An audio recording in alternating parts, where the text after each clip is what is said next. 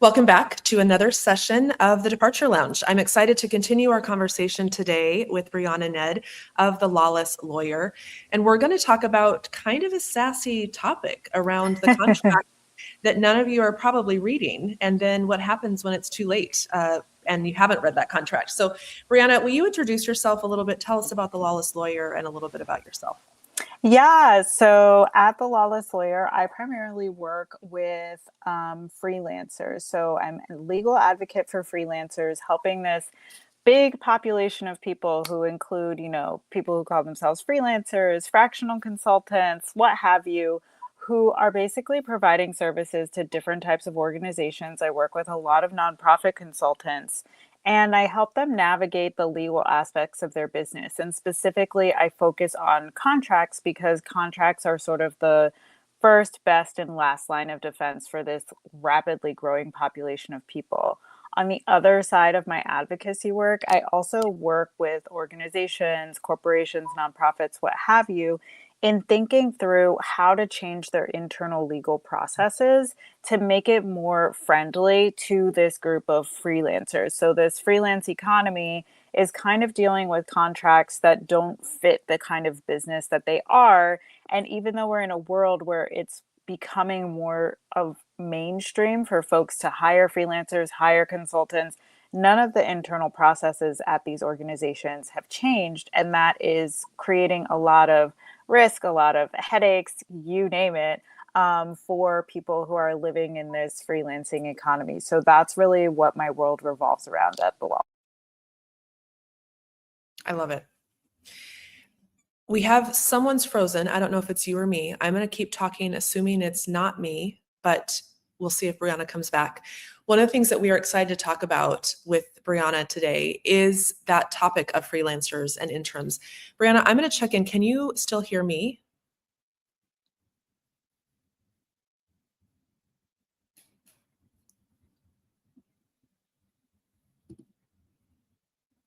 Okay, let me.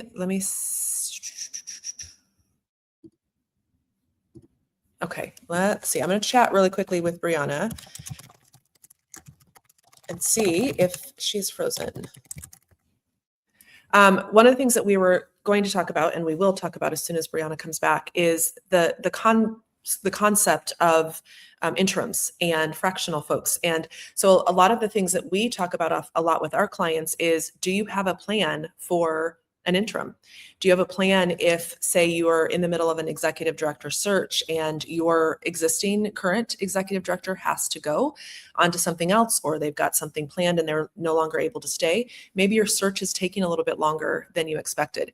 Maybe your top candidate that you all decided on and the board voted on to say yes to and extend that offer, maybe something happened in their world and they accepted a different offer, or life happened and they're no longer available. And so you need to be able to go out and find someone to come in on a short-term basis, whether it's interim, fractional, freelancer, et cetera. And so the piece that Brionna is going to share with us as soon as she comes back is all around, what do you need to have prepared in that contract? And what do you need to know about reading a contract and understanding really what needs to go into that? I'm going to keep talking while I really quickly go over to my email to see if I see any comments from Brionna. No, and this is a topic I can't talk to you about, which is why I brought on the expert, Brionna. So I will talk a little bit more about the Departure Lounge overall, what we have coming up the rest of the day, and we'll see if Brionna comes in. If we don't, we'll reschedule this for another time. Because it's really important, and I want you to make sure that you have access to this topic. So later on today at 12:30 p.m. Eastern, we're going to have Jerry Jones, who is the person who taught me all about leaving well. Back in the day when we were living overseas, Jerry really brought in the concept of leaving one place well so that you can land in the next spot well as well. Lots of wells in that statement. With Jerry, we're going to be talking about whose departure gets managed. A lot of times the focus is on the executive director or the CEO, and we are going to talk about what should you be doing to make sure that your whole team has support during departures, whether it's their own or others in the organization.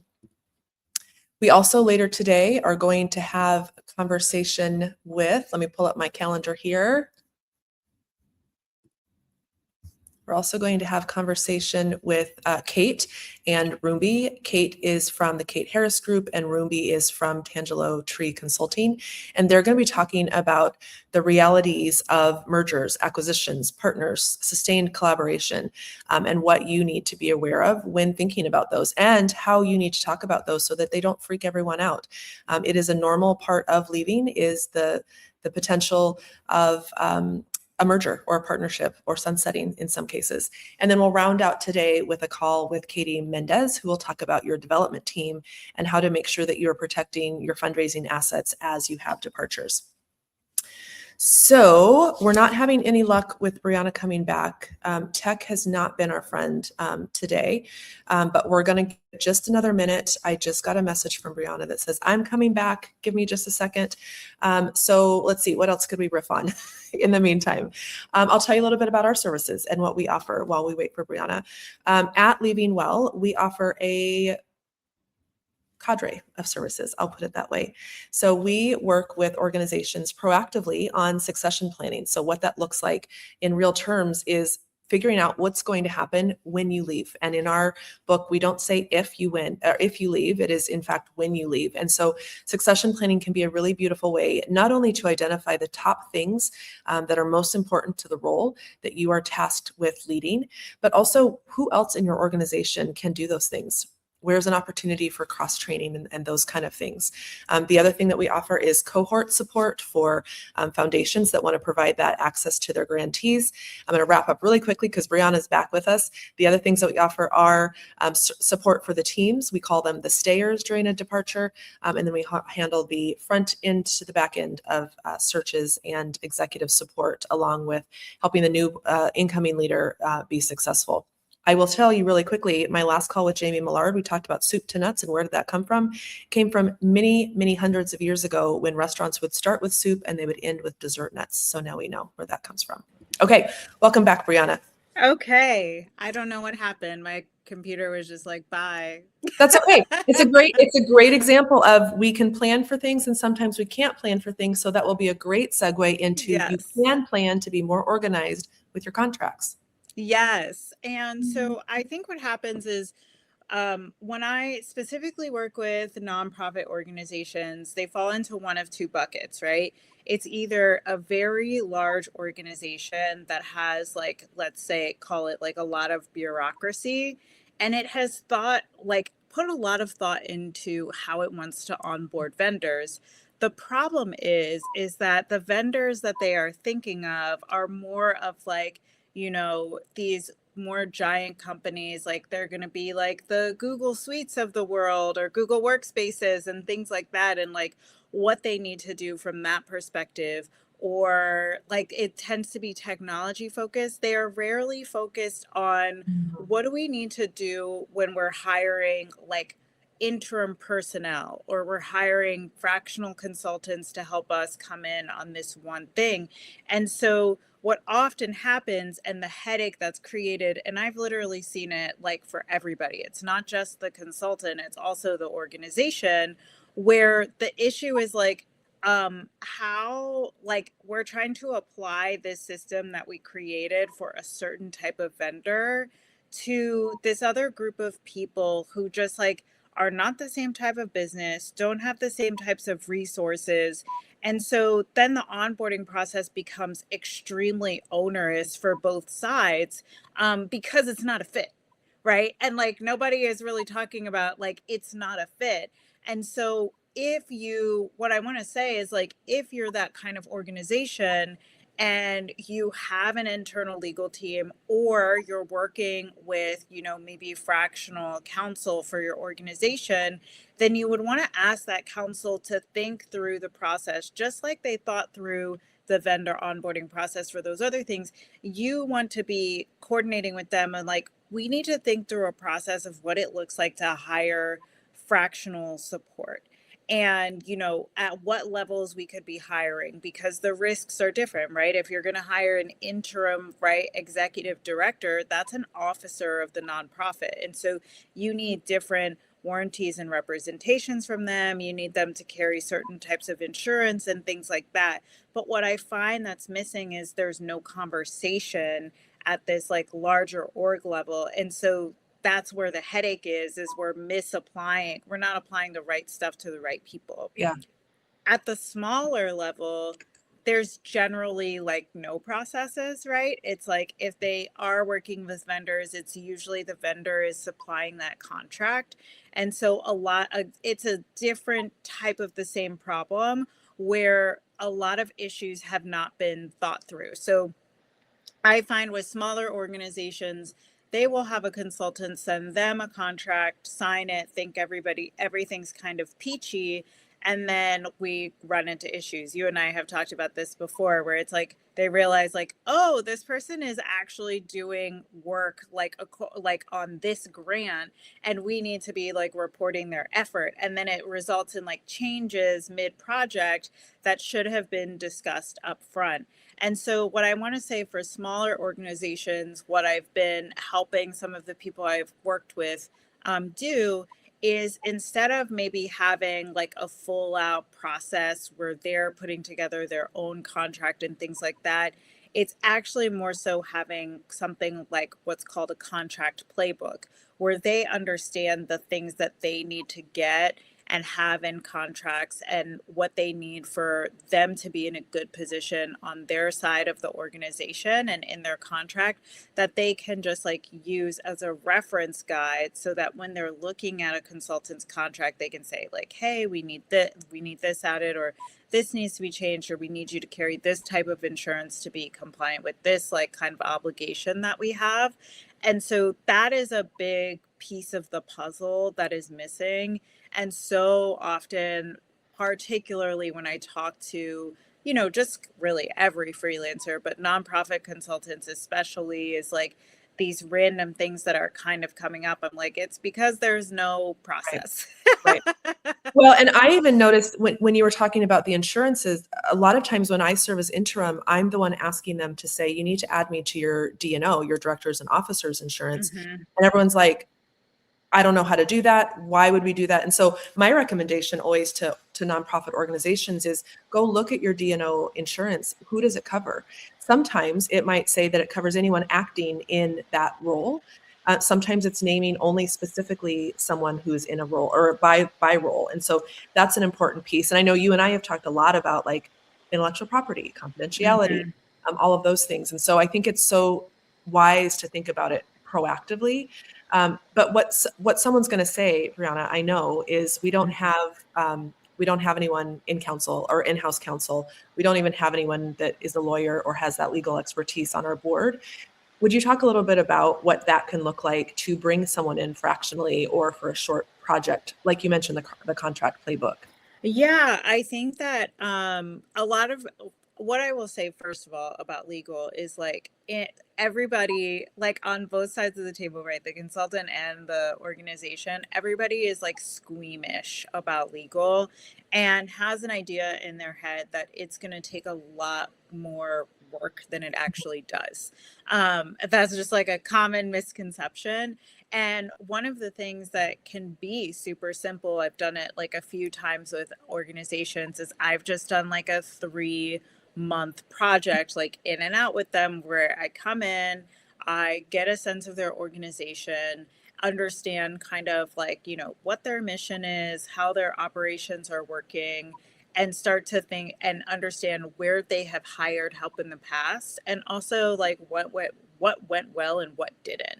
So it's kind of like this initial audit to get a lay of the land. Yeah. And then from there, depending on the size of the organization, right, it might be like if it's on the smaller side, it's like, okay, we're not going to waste time with you like having a contract together. What we are going to do is put you in a position to be able to evaluate your like the consultant's contracts. And Yeah. so we put together what's called a contract playbook. So you have it's a customized list of like, these are the terms that like you need to be seeing in a contract every time. And if they're not there, you need to ask to put them in.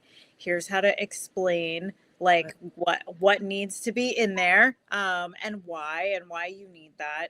Here is stuff that you can compromise on. Here's stuff you can't compromise on. So you understand, like each time you're kind of understanding like, we can't move forward if we don't have this.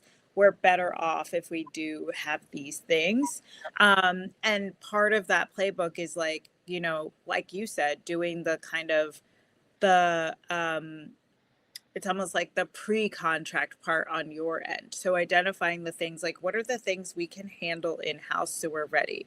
Like, we know our insurance policy. It can be anyone in that role, not just this single person. We've switched our insurance policy to that. Like, we know that when we onboard people who are going to do this work, that we need this kind of guarantee, or we need these intellectual property rights. And like, so there are things we go through, like, what can you tee up yourself? And then what Right. do you have to tee up in the contract? And it's not a long process. It takes about 3 months. And the most intensive part of it for the organization is that initial part where it's like you kind of are hiring someone to wrap their arms around how you operate so that they can create something for you that complements how you operate, right? And set up the processes and the checklist and the contract playbook for you, and then exit. And then at most, you maybe are keeping contact with them, have them on some sort of like, you know, email support or something like that, where if you're actively negotiating with a consultant, you can kind of check in with them and be like, hey, it has this. Can you, like, what should we do about that? Does it make sense to do it this way? Yeah. That kind of like looking over your shoulder support is what I Yeah. call it. And it looks the same at a larger organization, to be honest. It's just that they have more buttoned up things. And so we're talking about adapting a system that already exists to make it work Yeah. properly for this other group of people. Yeah. I love that. Yeah. One of the things too that I think about, Brianna, if you could talk about a little bit, is that most nonprofits do not have an employment contract with their staff that they've hired. And so Yeah. it's even more of an issue that they don't know how to navigate a contract. Could you talk a little bit about the differences there? Like between like an employment contract and a consulting one? Well, that, or maybe even why it's important that you do have a contract with someone who's not an employee. I don't know where that would go, but just talk a little bit about that. Yeah, I mean, is the reason you want to, there's a lot of reasons you want to have a contract with someone who is not an employee, but the first and biggest one is like when you are hiring people to come in and support your organization, you know, operations people are doing a lot of implementation work usually. You want to have ownership over those things. You don't want to like be concerned about like who owns what. And so it's really, really important in a contract that you're saying, like, this is what the organization owns. This is what the organization owns. This is what like the consultant is going to keep ownership over. It's also important to just like establish the relationship of the parties, making it clear that this person is an independent contractor to keep your organization out of potential liability. So you don't want to be like have this working relationship with a consultant and then have it be construed by someone like the IRS or a Department of Labor in your state or at the federal level, and having them say, actually, this is an employee and you owe them back pay and back benefits and all of these things. And then the other reason, big reason that I always say that you want to have a contract with someone that you're hiring as an independent contractor is that you contracts, the purpose of them is to establish the working relationship. The second purpose of them is to manage risks and allocate risk appropriately. And then I always like to say, like, the third quiet purpose of them is to say what happens if the working relationship isn't going well. So one of the things that no one likes to necessarily talk about or feels like it's scary to talk about is like, what happens if the working relationship isn't going well? Like, how do we break up? And I think that's one of the things a contract can handle really well is like we can think ahead of time about how we're going to break up. Like we're going to say like how soon we have to tell the other person that we want to break up. And then we're going to say like it's like, kind of like living together, right? You're like living with a significant other and you break up and like someone needs to move out. And so like how much notice do they need And what like can you to take like with them? yeah, like how much notice do they need to like move out? What can they take with them? That's kind of like you can do all of that with a contract. And the reason I say it's so important is because when the relationship is not going well, the last thing you want to be doing is trying to hash that stuff out and being like, okay, well, I can finish this and then you're going to pay me for this work that I completed and blah, blah, blah. Like, nobody wants to leave that up to chance, especially if it's like bad blood. You don't even want to be talking Yeah. to each other. You just want to look at a paragraph in the contract and say, like, okay, this is like how we're going to divide things. You got to go in 30 days and then we're going to pay you. And then, Yeah. like, preferably, I would love to never talk to you again. Right. And like the other person's like, same girl. Well, and the opposite though is also a reality of we love you and we really want you to move in. And Yeah. for some of us that have other gigs that we've lined up, we can't. And so that's another Mhm. place where I think the contract can be so helpful to say, actually, this is how we end things is Yes. here. Because per contract, this is our deadline. I have been in many situations where they have said, can you stay on? You know, sometimes someone doesn't come back that they were expecting to or what have you. And it's real uncomfortable to not have a clause in your contract that says what continued relationship can also look like. Hmm. Yeah. So it's like having contracts kind of, I always say contracts can be your boundary holder.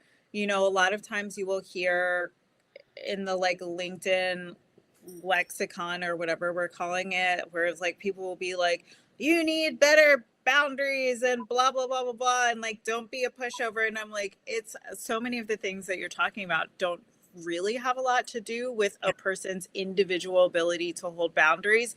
It has significantly more to I do love that. with whether we have drafted a contract that makes it easy to hold boundaries. Because at the end of the day, a lot of times people will say like, oh, you got to have this conversation, but if you have a contract that doesn't back you up on it, then it's much harder to hold the boundary. Like, holding the boundary can sometimes even be a losing cause because you don't have a contract that backs you up. Yep. So the more we can think about these things and put them in a contract and create procedures for, you know, the working relationship to go well, and what happens if it's maybe Yeah. not going well, or if it's, like you said, run its course. It doesn't always have to be a bad thing happening. It Right. might just be like, we're complete working together. We've gotten what we need from each other and it's time to move on. And so what does that look like? Yeah. Can you talk a little bit also, you were just talking about that that ending piece of it. What Mhm. about like I'm thinking of from the freelancer side of things. You and I have talked about this before, scope creep and what it means for an organization to either ask more of that contractor or the contractor to start doing more. And can you talk a little bit about how contracts can also hold that boundary, that set of riverbanks around um, what scope creep is, what the scope is meant to include, and how payment is rendered for what's in that scope of work? Yeah, I think that it's a really confusing area for a lot of people. So I'm going to start with just like the scope of Yeah. work, because that's the genesis. That's where scope creep starts, right? And the scope of work is going to define a few things. It's going to define the services that the person is providing. And those services are, the way to think about that is it's the actions that someone is taking on behalf of your organization. So that's the actions. It may or may not also include deliverables. Deliverables are the result of the actions the person takes. So they might be doing something in the background. Like, for example, you might be like the interim director, and that involves like some roles that you're playing at that organization. Those are the services. That organization may also need a 5-year strategic plan because they're in flux and they need a new direction defined, right? And so a deliverable would be, you're going to deliver while you're providing these services. One of the things you're going to do and create for them is a 5-year strategic plan. And they're going to get that from you. And that's going to be theirs. Then it's going to talk about payment. What are the fees for the services you provide? A fee might be a retainer fee, like a monthly fee. It might be that you're going to come in, you're going to get your arms around a situation, you're going to make a plan for solving the situation, and then you're going to execute the plan. And that might be billed a little bit at a time. So you might charge some of that money up front. You might charge another chunk of money when you like are like, this is the plan, I'd love your feedback. And then maybe you work on the plan a little bit more, you do a second draft of it and get final feedback, and you get another chunk of money. And then you implement the first kind of interim of the plan, and that's another chunk of money. And then maybe after that, as you're refining kind of the implementation, you're being paid a monthly retainer. Mm. And so a scope of work is going to have all of that stuff spelled out. And what I always say is that the integrity is in the specificity. So the more specific it is, the easier it is for people to understand what's in and what's out.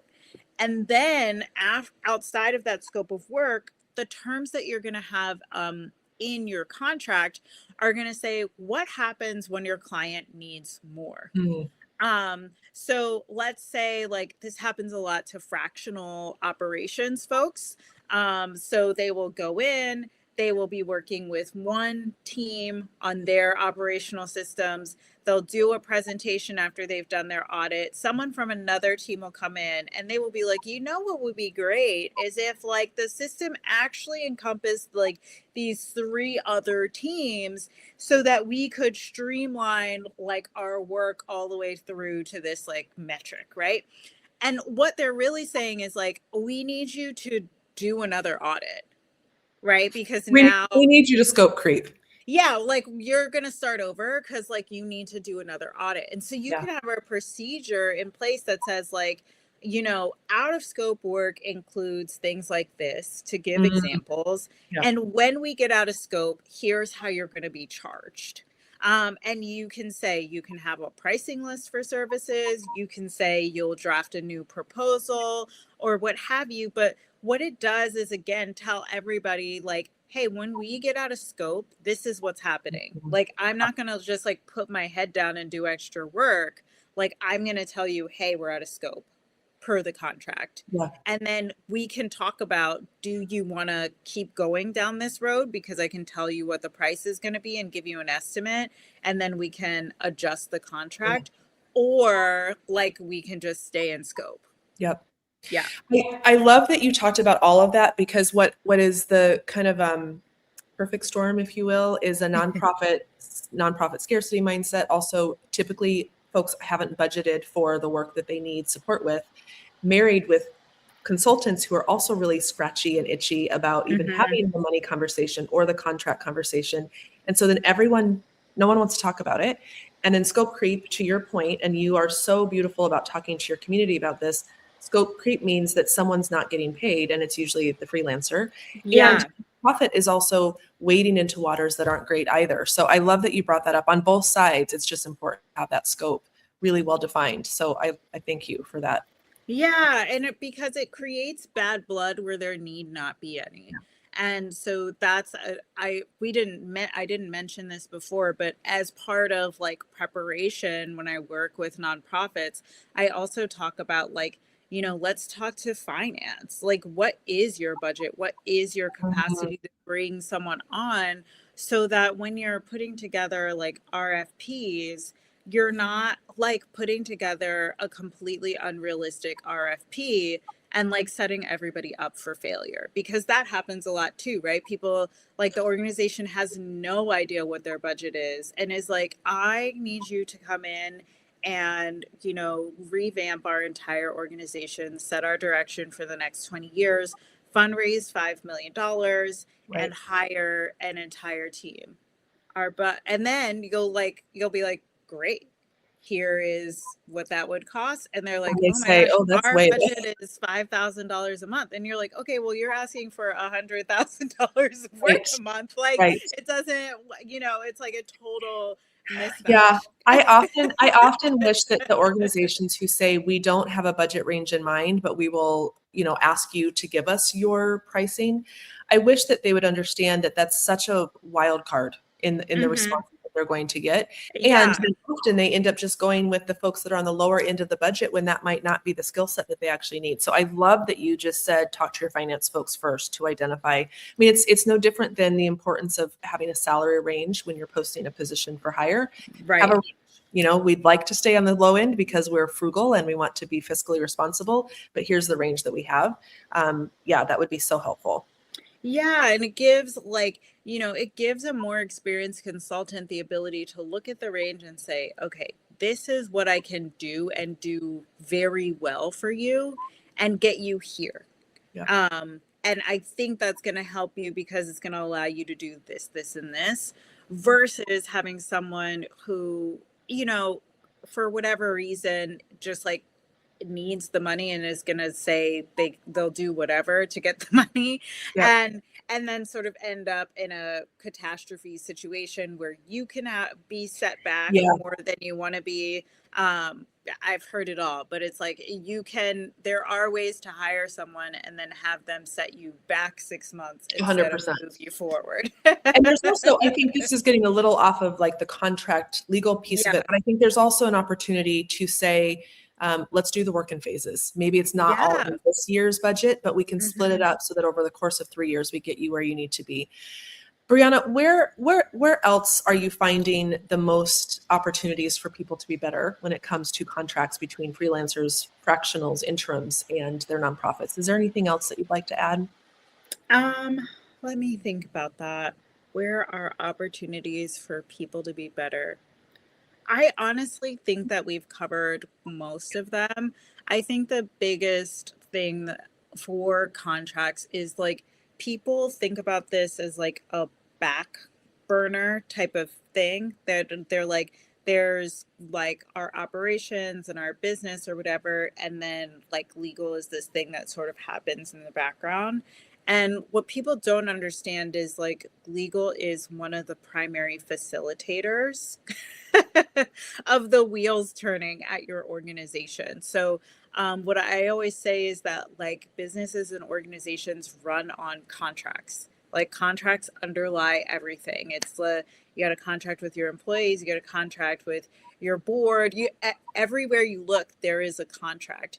And so what I want people to understand is the sooner you start taking that seriously and developing that skill, no matter where you live in the marketplace, everything in your operations is going to get smoother because the skill is required at this point. Like Yeah. it's just what I have been saying is that like everybody needs to be a lawyer. Like that's just where we are at this point in time.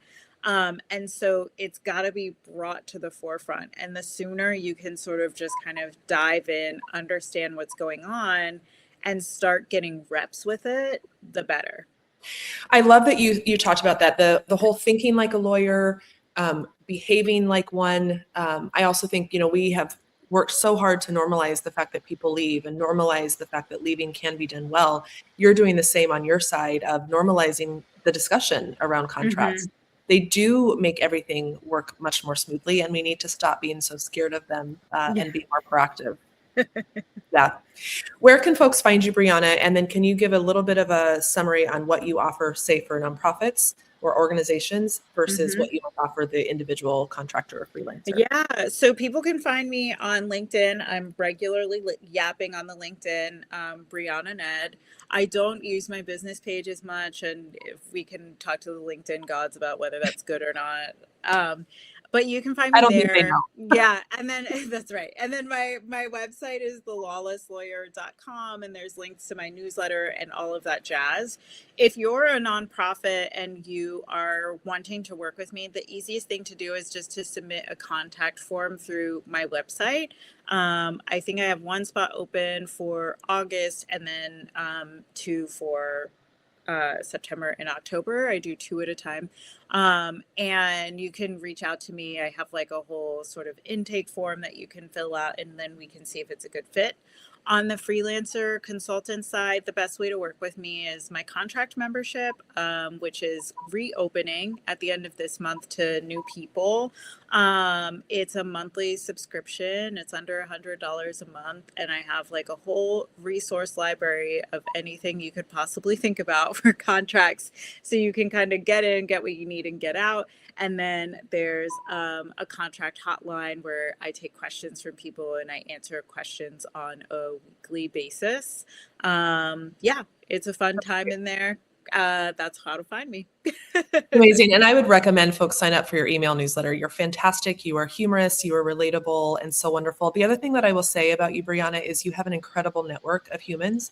And so if there's something that comes to you that's not the right fit for you, you've got an incredible group of folks that you can refer. You've done that for me several times. And I just appreciate you, your network, your availability to talk to us about this all today. And I hope you have a great rest of your day. Thank you, Brionna. Yeah, thank you. Thank you for having me. Yeah, it's been great. Bye.